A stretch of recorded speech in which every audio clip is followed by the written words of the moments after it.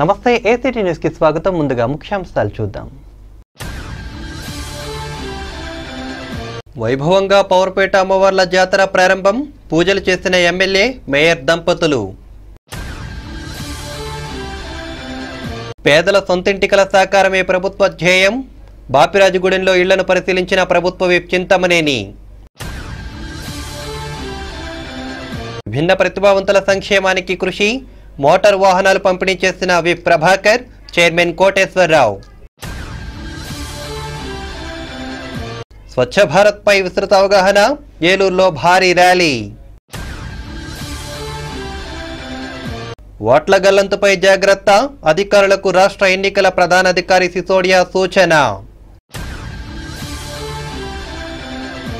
Prashanth real estates సుఖమయ నివాసానికి శుభప్రదమైనది.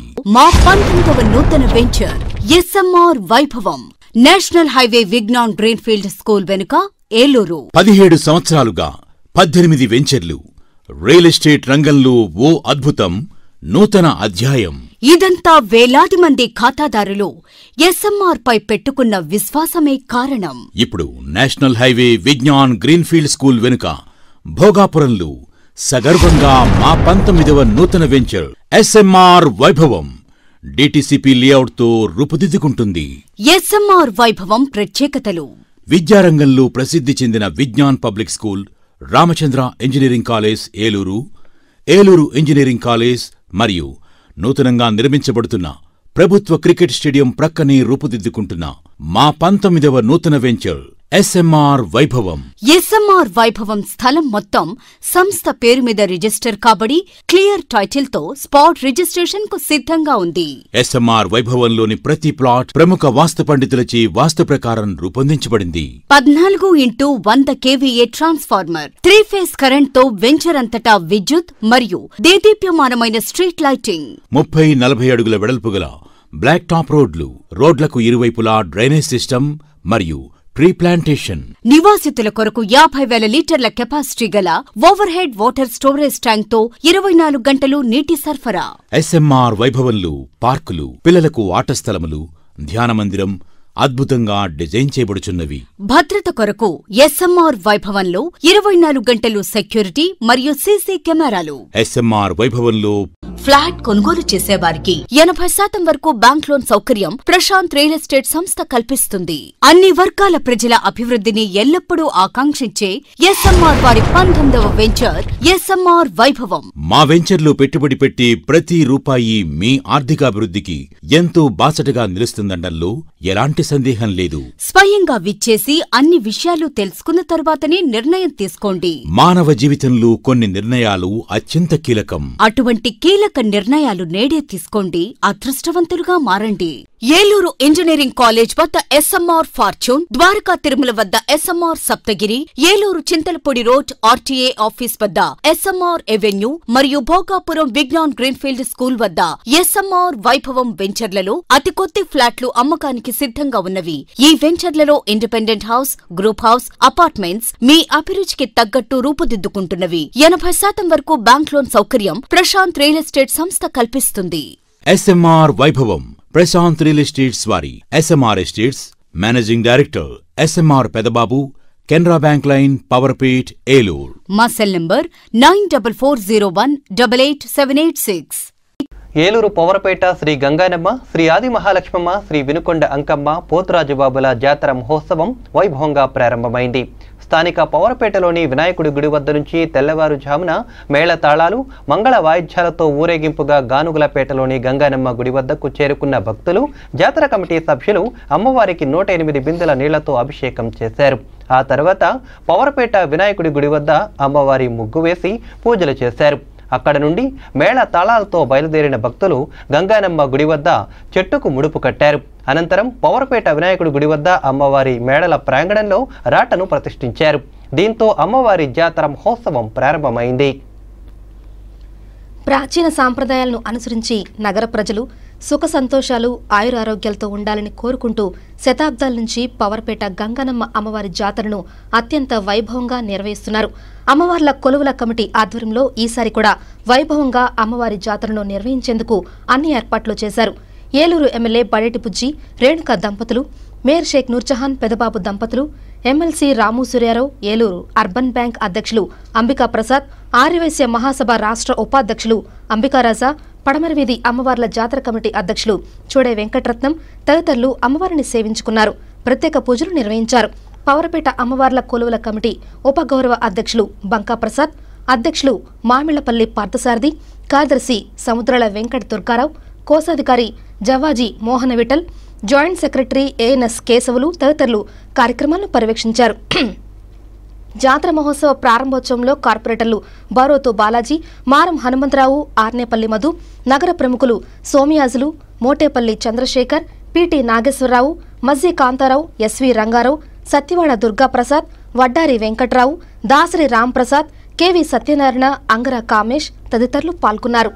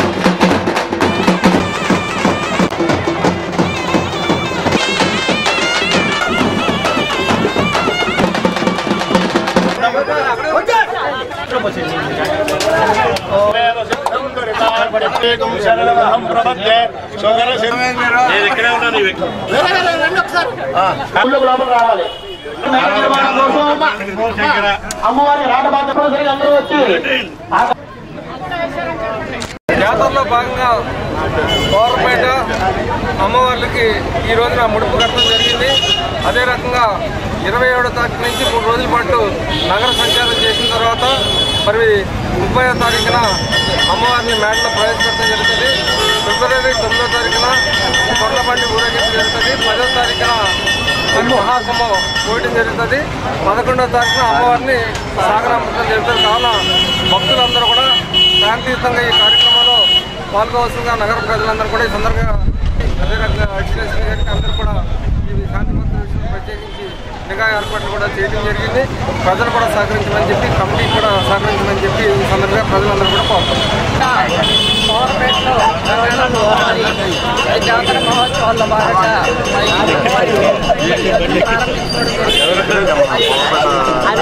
Committee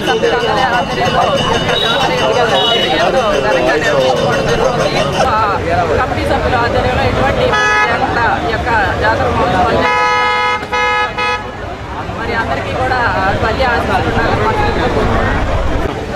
Powerpet Gangannamma అమ్మవారి ఉడుపుగట్టి కార్యక్రమం మా గానుగులపేట గంగనమ్మ అమ్మవారి గుడిలో ఉడుపుగట్టి అమ్మవారికి స్నానం చేయించి శాసనసభ్యులు మరియు మేయర్ గారు అందరూ కూడా వచ్చి ఈ యొక్క కార్యక్రమాన్ని జయప్రదం చేసినందుకు అందరినీ ఆర్ఎస్ఆర్ మాస్టారు ఇంకా గ్రామంలో ఉన్న ఏలూరులో ఉన్న ప్రజలందరూ వచ్చి ఈ కార్యక్రమాన్ని జయప్రదం చేసినందుకు తరపున మా గుడి తరపున అందరికీ ధన్యవాదాలు తెలియజేస్తాం.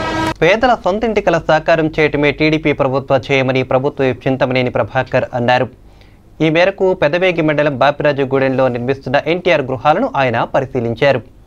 దెందులూరు నియోజకవర్గ పరిధిలోని పలుచోట్ల ఎన్టీఆర్ గృహ నిర్మాణాలు చురుగ్గా సాగుతున్నాయి. ప్రభుత్వ చింతమనేని ప్రభాకర్ స్వయంగా గృహ నిర్మాణాలను పర్యవేక్షిస్తూ త్వరితగతిన పూర్తి చేసేందుకు అధికారులకు ఆదేశాలు జారీ చేస్తున్నారు. బాపిరాజుగూడెంలో 63 మంది లబ్ధిదారులకు నిర్మిస్తున్న గృహాలను ఆయన పరిశీలించారు. ఈ గృహ నిర్మాణాలను జనవరి నెలాఖరుకు పూర్తి చేయాలని ఆదేశించారు. ఈ కార్యక్రమంలో ఎంపీపీ దేవరపల్లి బక్కయ్య, బొప్పన సుధాకర్, గృహ నిర్మాణ సంస్థ డిఈ సోమేశ్వరరావు తదితరులు పాల్గొన్నారు. బాపిరాజుగూడెం గ్రామ పంచాయతీలో 63 మంది పేదవారికి ఇల్లు కట్టుకునేటువంటి అవకాశాన్ని మన ప్రభుత్వం ఏర్పాటు చేయగలిగింది. దీన్ని అంబేద్కర్ జయంతి రోజున నేనే నియోజకవర్గ స్థాయిలో దీన్ని శంకుస్థాపన చేశాను. నిబంధనలు అటు ఇటు మారటం వల్ల కొంత సమయం లబ్ధిదారులకు ఇవ్వలేక స్థలాల్ని లేట్ జరిగింది. ఏదేమైనప్పటికీ రేపు సంక్రాంతి పండుగ రేపు 16వ తారీఖు నిలబడతారు. డిసెంబరు సంక్రాంతి అయిపోతుంది. జనవరి నెలాఖరికి ఈ 63 ఇళ్ళు కూడా సామూహిక గృహప్రవేశాలు చేస్తాం. ఒక్క బాపరాజగూడమే కాదు, బాపరాజగూడెం లాగా విజయరాయ్ లాగా రాయనపాలెం లాగా జగన్నాథపురం లాగా కప్పాక, ఇలా అనేక గ్రామాల్లో ఇదివరకు ప్రభుత్వాలు మాటలు చెప్పి వెళ్ళిపోయి, ఇదివరకు ప్రభుత్వాలు మాటలతో కళ్ళబొల్లి మాటలు చెప్పి ఇది చేస్తాం అది చేస్తామని చెప్పి వెళ్ళిపోయేవాళ్ళు. ఈరోజు ఉన్నటువంటి ప్రభుత్వం మాటల ప్రభుత్వం కాదు, ఇది చేతల ప్రభుత్వం. ఇది పేదవారికి ఉపయోగపడేటువంటి ప్రభుత్వం. పేదవారి యొక్క సంక్షేమాన్ని, పేదవారి యొక్క అభ్యున్నతిని కోరుకుంటున్నటువంటి ప్రభుత్వం అని మరి చేతలతో మేము రుజువు చేస్తున్నాం. ఈ గృహప్రవేశాలు ఏర్పాటు చేసే విధంగా మన డి సోమేశ్వరరావు గారు, ఈ రామకృష్ణ గారు కూడా బాధ్యత తీసుకుని కాన్స్టిట్యున్సీలో అన్ని కాలనీలో కూడా జనవరి నెలాఖరు టార్గెట్ పెట్టుకోండి. పడుతుందా? జనవరి నెలాఖరు కల్లా అన్ని సామూహికంగా గృహప్రవేశాలు అయిపోవాలి. ఆ రకంగా ప్లాన్ చేయండి. విభిన్న ప్రతిభావంతులను ఆదుకునేందుకు ప్రభుత్వం ఎన్నో పథకాలు అమలు చేస్తుందని ప్రభుత్వ విప్ చింతమనేని ప్రభాకర్, విభిన్న ప్రతిభావంతుల సహాయ సంస్థ చైర్మన్ గోనుగుంట్ల కోటేశ్వరరావు తెలిపారు. జిల్లాలో విభిన్న ప్రతిభావంతులకు పెద్ద ఎత్తున సాయం అందించేందుకు జిల్లా యంత్రాంగం విభిన్న ప్రతిభావంతుల సహాయ సంస్థ కృషి చేస్తున్నాయి. దీనిలో భాగంగా విభిన్న ప్రతిభావంతులకు 3 చక్రాల వాహనాలకు బదులు 3 చక్రాల మోటార్ వాహనాలు అందించేందుకు చర్యలు తీసుకున్నారు. స్థానిక కోటదిబ్బలోని ప్రభుత్వ విభిన్న ప్రతిభావంతుల బాలికల వసతి గృహంలో జరిగిన కార్యక్రమంలో మోటార్ వాహనాలను వారు పంపిణీ చేశారు. జిల్లాలో విభిన్న ప్రతిభావంతులకు 124 3 చక్రాల వాహనాలను పంపిణీ చేస్తున్నట్లు ప్రభుత్వ చింతమనేని ప్రభాకర్, చైర్మన్ కోటేశ్వరరావు తెలిపారు. ఈ కార్యక్రమంలో ఎమ్మెల్సీ రాము సూర్యారావు, జిల్లా తెలుగు యువత అధ్యక్షులు మాగంటి రామ్జీ, విభిన్న ప్రతిభావంతుల శాఖ ఏడి ప్రసాదరావు పాల్గొన్నారు. విభిన్న ప్రతిభావంతుల ఆశాజ్య చంద్రబాబు గారు జై చంద్రన్న,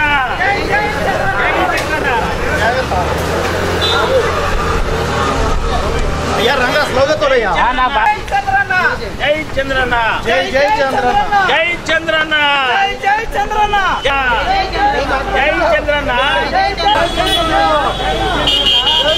ఎందుకంటే ఇంకా మిగిలిన మీకే కాదు, ఇంకా మిగిలినటువంటి వాళ్ళు ఎవరైతే ఉన్నారో ఈ ఫిజికల్లీ ఛాలెంజింగ్ ఉన్నటువంటి పర్సన్స్ అందరికి కూడా ఈ యొక్క గైడ్లైన్స్ అన్నింటిని కూడా ప్రజల్లోకి తీసుకుని వెళ్ళి త్వరితగతిన వాళ్ళకు వచ్చే విధంగా మా మిత్రుడు కోటేశ్వరరావు గారు మాకు వాగ్దానం చేసి ఉన్నాడు.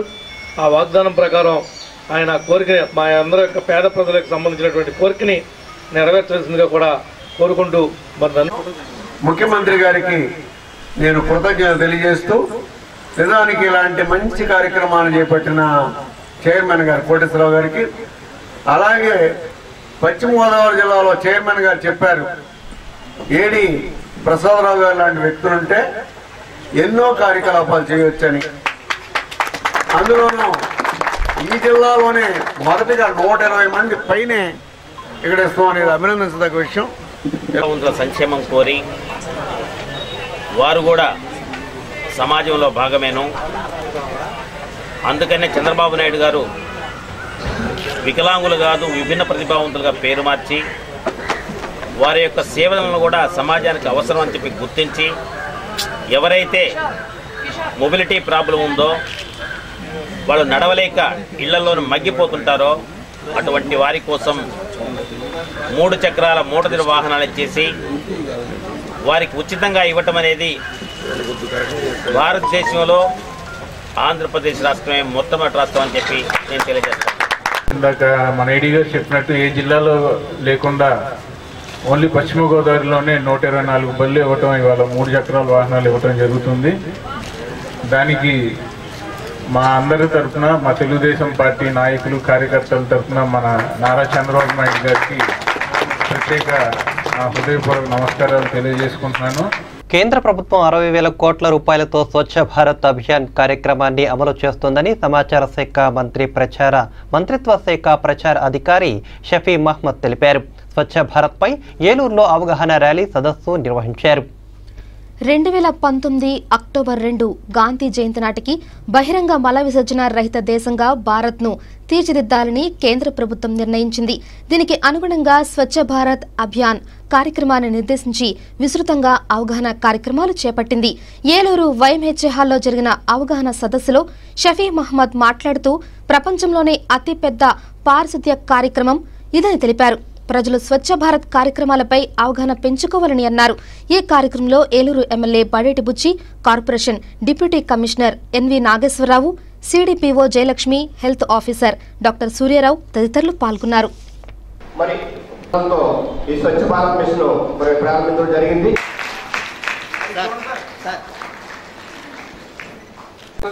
అవేర్నెస్ తీసుకురావాల్సిన బాధ్యత మీ అందరి మీద ఉందని కూడా ఈ సందర్భంగా తెలియజేస్తాను. ముఖ్యంగా డోకా గ్రూప్స్ కానీ అక్కడ స్ట్రీట్లో చదువుకున్నటువంటి పిల్లలు కానీ వీళ్ళందరినీ కూడా కోఆర్డినేషన్ చేసుకుంటూ ఎక్కడికక్కడ అవేర్నెస్ తీసుకొస్తే అయితే ఒకటే చెప్పాలి ఎక్కడైనా కూడా. ఒకటి, స్ట్రీట్ లెవెల్స్లో శుభ్రంగా రోడ్లు వేసిన తర్వాత ఇతర దేశాల్లో చెత్త ఉండదా అంటే వాళ్ళకి చెత్త ఉంటుంది. వాళ్ళ చెత్తను ఒక చోట పోజేసుకుని కొత్తగా ఏంటంటే మనం మురికాల్లో కూడా అండర్ డ్రైనేజ్ వ్యవస్థని మనం ప్రవేశపెడతారనుకుంటాం. ఒకవేళ అండర్ డ్రైనేజ్ వ్యవస్థ ప్రవేశపెట్టినా యూసేజ్ వాటర్ అంటే వాడుక నీరు అనేది పోవాలి తప్పితే వాడుక వస్తువులు అనేది ఎక్కడా కూడా డ్రైన్స్లో వేయకూడదు అనేది అవేర్నెస్ తీసుకొచ్చినప్పుడు ఇది సక్సెస్ అవుతాం. లేకపోతే కట్టినటువంటి డ్రైన్లు కూడా పగల కొట్టవలసిన పరిస్థితి వస్తాయి.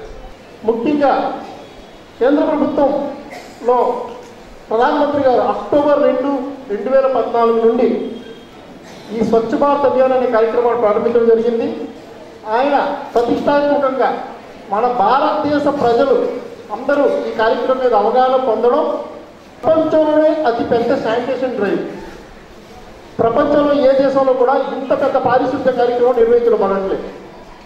60,000 కోట్ల రూపాయలతో 2019 అక్టోబర్ 2 నాటికి అంటే వచ్చే గాంధీ జయంతి నాటికి భారతదేశాన్ని బహిరంగ మల విసర్జన రహిత భారతదేశంగా మనం మార్చాలి అనే ఉద్దేశంతో దీన్ని నిర్వహించడం జరుగుతుంది. ఎన్నికల పోటీ హోరాహోరీగా మారుతూ మెజార్టీ శాతాలు తగ్గుతున్నప్పుడు ఓట్ల గల్లంతు అంశం కీలకంగా మారుతుందని ఏపీ రాష్ట్ర ఎన్నికల సంఘం ప్రధానాధికారి ఆర్పి సిసోడియా చెప్పారు. ఏలూరులో ఆయన మీడియాతో మాట్లాడారు.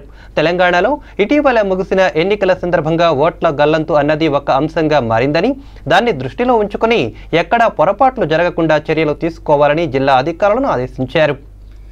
రాష్ట్రంలో ఓటర్ల జాబితాను పకడ్బందీగా రూపొందించేందుకు ఎన్నికల సంఘం పటిష్టమైన చర్యలు తీసుకుంటుంది. ముఖ్యంగా డూప్లికేట్ ఓటర్ల విషయంలో కఠిన చర్యలు తీసుకోవాలని నిర్ణయించింది. దీనికి అనుగుణంగా రాష్ట్ర ఎన్నికల ప్రధానాధికారి వివిధ జిల్లాల్లోని పర్యటిస్తూ సంపూర్ణ ఓటర్ల జాబితా తయారీకి అధికారులకు తగు సలహాలు, సూచనలు అందిస్తూ వస్తున్నారు. పశ్చిమ గోదావరి జిల్లాలో పర్యటించిన ఎన్నికల ప్రధానాధికారి ఆర్పి సిసోడియా ఓటర్ల జాబితాకు సంబంధించి అధికారులకు పలు మార్గదర్శకాలు సూచించారు. ఏలూరు కలెక్టరేట్లో ఆయన మీడియాతో మాట్లాడుతూ రాష్ట్రంలో ఇంతవరకు 3.5 కోట్ల మంది ఓటర్లుగా నమోదయ్యారని తెలిపారు. ఓటరు తమ సమాచారాన్ని తెలుసుకునేందుకు ప్రత్యేక యాప్ను కూడా విడుదల చేస్తున్నట్లు తెలిపారు. ఓటర్ల జాబితా సవరణలో కొత్తగా 32 లక్షల దరఖాస్తులు వచ్చాయని, వాటిలో 28 లక్షలు పరిష్కరించగా 4 లక్షల దరఖాస్తులు పెండింగ్లో ఉన్నాయని అన్నారు. వీటిని పరిష్కరించేందుకు చర్యలు తీసుకుంటున్నామని అన్నారు. ఈ సమావేశంలో జిల్లా కలెక్టర్ డాక్టర్ కాటందిని భాస్కర్, జిల్లా joint collector M Venugopal Reddy, DRO N Satyanarayana తదితరులు పాల్గొన్నారు.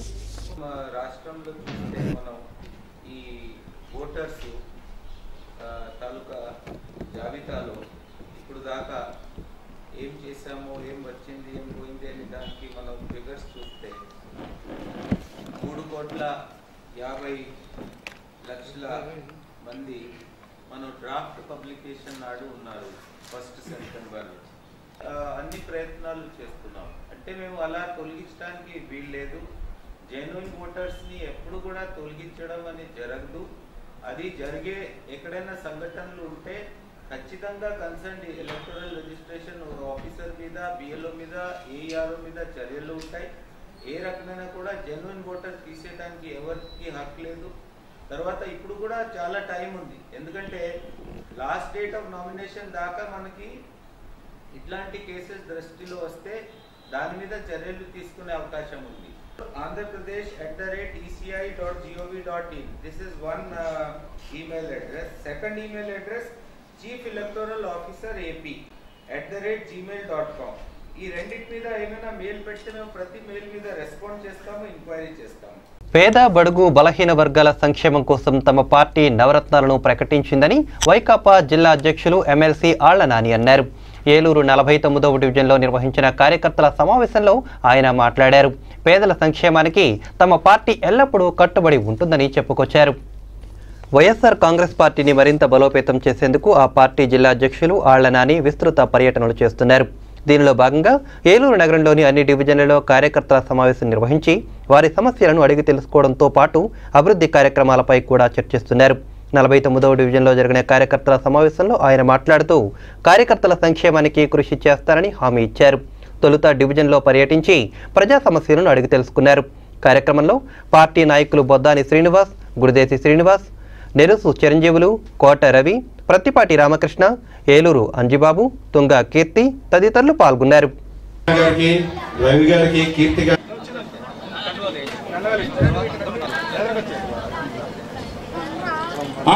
ధన్యవాదాలు తెలియజేస్తున్నాం. ఇప్పుడు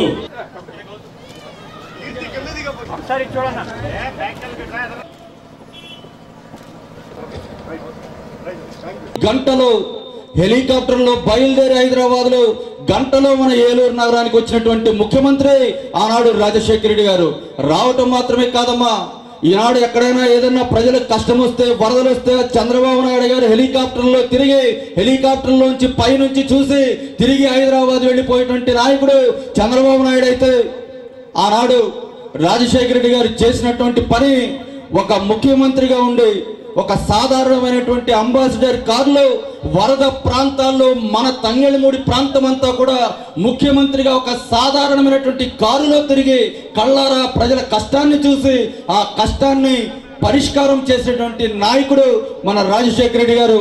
ఆ సమస్యను మేము చెప్పాం, అయ్యా ఈ వరద గంటల్లో దానికి సంబంధించి దాదాపు 50 కోట్ల రూపాయలు తమ్మిలేరు ఏటుగట్టి నిర్మాణానికి ఇచ్చినటువంటి నాయకుడు, ప్రజల సమస్యలను అర్థం చేసుకున్నటువంటి నాయకుడు మన రాజశేఖర రెడ్డి గారు అని చెప్పి నేను మీకు మనవి చేస్తా ఉన్నా.